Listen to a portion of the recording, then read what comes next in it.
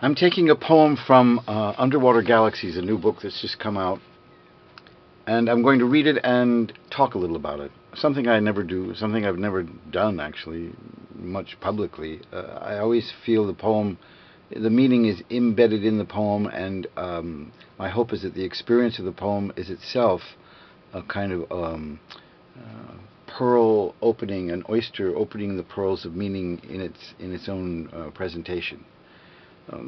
That seems obscure, but I think you may know what I mean. In other words, the poem should have everything in it that you need. And the commentary by the poet is really irrelevant. Inshallah. The poem is called The Golden Dome of the Sacred Tomb. I posted it on Deanport maybe a year ago from the manuscript, but the book has just come out, and I thought this would work as something to talk about some of the meanings. Lights in the distant tavern flicker invitingly over a roaring gorge and an avalanche cataract where many folk drown. I've seen splendor in floors of polished marble and in your eyes, O human beings, almost entirely unaware of your own beauty. 7 mushrooms under a shady tree.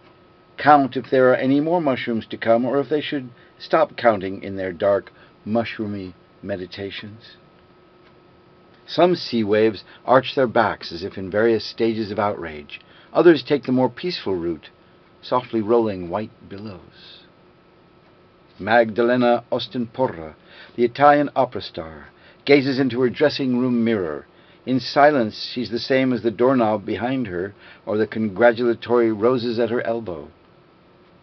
Set out at once on the impossible quest, and though you may not arrive, you shall be wise. A grasshopper said that first to a pebble, then to a fern, then to a sparrow. The stone moved a micromillimeter, the fern wiggled its fronds in the air, the sparrow flew away. Serious discussions take place before anyone even opens their mouths. We always come back to the eyes again, even in silence. The golden dome of the sacred tomb on the hill catches every light cast by the world, but itself stays golden, as each color other than its golden self slides off into darkness. The golden dome of the sacred tomb, the title is an indication perhaps of the Dome of the Rock in Jerusalem, but it may not be. It's not necessarily, and it's not specifically so. The Golden Dome of the Sacred Tomb has a kind of poem already embedded in the title. Lights in the distant tavern flicker invitingly. In Sufism, the idea of the tavern is the place where the lovers of God congregate, and they get drunk on knowledge of God and light and their own inspiration and spiritual openings. A zawiya in Morocco is like that, a khanika in Turkey and other places, a center, a fellowship, a mosque even, where people come together in a spiritual yearning and a spiritual fellowship and a spiritual companionship to worship and love God. So lights in the distant tavern flicker invitingly. And in traditional Sufi poetry, Hafiz particularly is always talking about a tavern. Omar Khayyam is a puzzle to us yet. Is he really talking about drinking in a tavern, or is he talking about drinking God's knowledge and becoming inebriated with light? Lights in the distant tavern flicker invitingly over a roaring gorge and an avalanche cataract where many folk drown. Some drown in light and in ecstasy. Others drown and fail in their attempts to reach the goal by whatever God desires of them. I don't know. It's written in a way, and it's also flexible, but also some may arrive and some may not. But the arrival can be often a drowning of ecstasy and of bewilderment and of wisdom. I've seen splendor in floors of polished marble and in your eyes, O human beings, almost entirely unaware of your own beauty. That seems so true. I often look around in the streets and see people walking by and wonder, why do they have such a sad image of themselves and of humanity? 7 mushrooms under a shady tree count if there are any more mushrooms to come, or if they should stop counting in their dark mushroomy meditations. I don't know what that's about. These poems come to me in the middle of the night. They're dictated. I open up, inshallah, as much as I can through many years of opening and remembering and listening very closely, hopefully listening very closely to things that are not necessarily rational, and they come into these poems. But I'm not making any claims. I'm not saying these are divine revelations. These are just a way of approaching inspiration.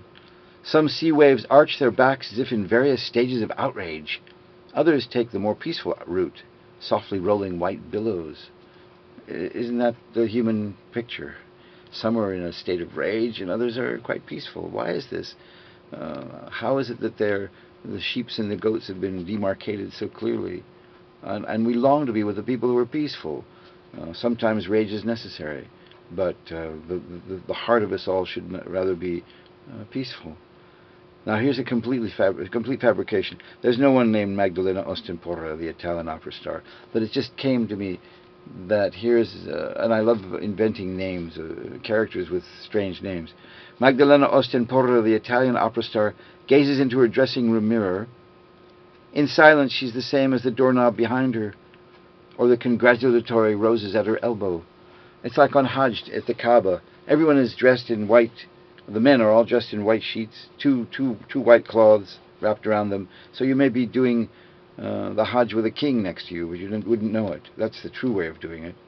High people and low people are made the same on the Hajj in Mecca. Because, in silence we're the same as the doorknob. Even a great opera star in silence is like you or me. Set out at once on the impossible quest, and though you may not arrive, you shall be wise. But of course, arrival is wisdom, wisdom is arrival. Ibn Arabi, the great sheikh, said, if you set out, you will arrive. So, hopefully, with great hope and a passion and imagination, to set out on the impossible quest. A grasshopper said that first to a pebble, then to a fern, then to a sparrow. The stone moved a micromillimeter. The fern wiggled its fronds in the air. The sparrow flew away. I think I was recalling in some way that great poem by Rumi, Rahimullah, where he starts in an inanimate state and ends up among the angels. Serious discussions take place before anyone even opens their mouths.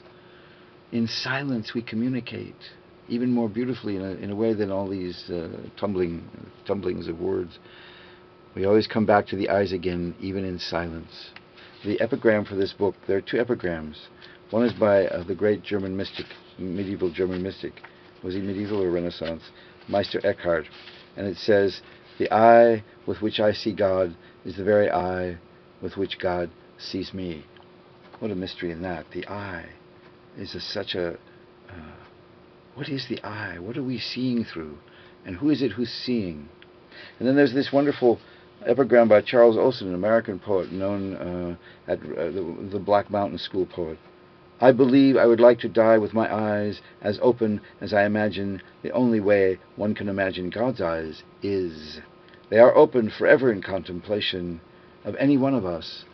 And he uses this ungrammatical is, like Rimbaud, je et un autre, I is another.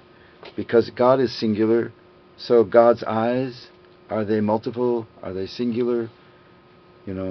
As I imagine the only way one can imagine God's eyes is.